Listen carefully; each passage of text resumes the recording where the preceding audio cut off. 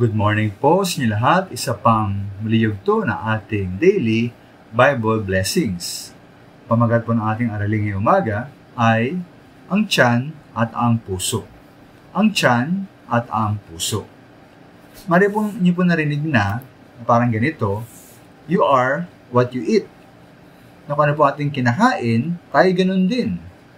Kaya kung healthy ang ating kinakain, malamang tayo po healthy din.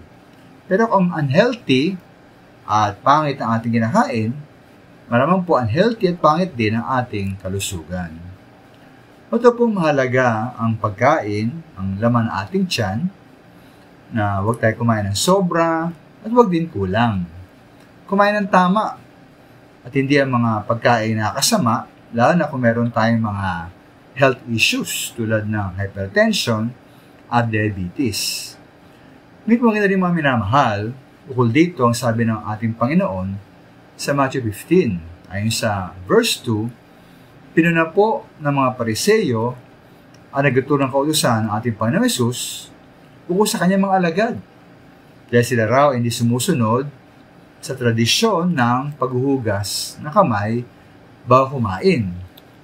Ang tugon po ng Panginoon sa kanila sa verse 17, na anumang pumapasok sa bibig ay tumutuloy sa tiyan. At pagkatapos ay dinudumi. Lumalabas din yan. Ngunit, ang lumalabas sa bibig ay nanggagaling sa puso. At ito ang nagpaparumi sa tao. Sa verse 19 po, binanggit po ng ating Panginoong Yesus ang mga karumihan, kasamaan at kasalanang nagmumula sa ating puso. Masamang kaisipan, pagpatay, pangalunya, pagkiapid, pagnanakaw, pagiging saksi, sa kasinungalingan, at pinirampuri.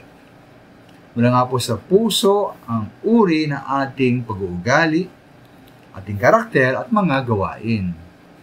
Kaya nga po sa Kawikaan 4:23, ang puso mo'y ingatang mabuti at alagaan, pagkat iyan ang siyang bukal ng buhay mong tinataglay. Kaya maminan natin pong suriin mabuti ang ating puso. Meron bang mga bagay doon, ating puso, na pangit, na di kaya sa ating Panginoon?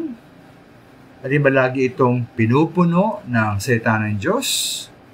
Opo, mahalaga po ang tiyan, ngunit higit na mas mahalaga ang ating puso. Maraming salamat.